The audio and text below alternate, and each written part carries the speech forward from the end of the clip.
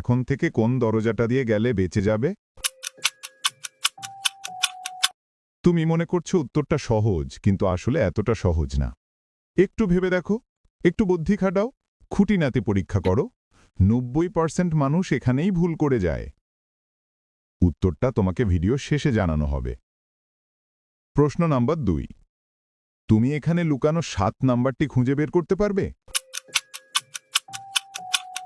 যদি 7 নাম্বারটি খুঁজে পাও, তাহলে লাইক বাটনে চাপ দাও, যাতে আমি বুঝতে পারি তুমি সঠিক দেখেছ।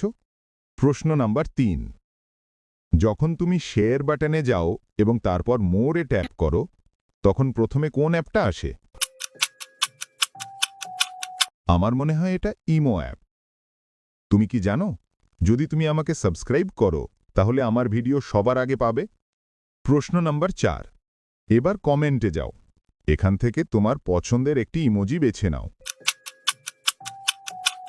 আমার মনে হয় তুমি এইটা বেছে নিয়েছো। আমার আন্দাজ কি সঠিক হলো?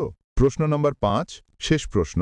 এটা একটু কঠিন হতে পারে। যাদের চোখ তীক্ষ্ণ, শুধু তারাই উত্তর দিতে পারবে। বলো তো এখানে কি লেখা আছে?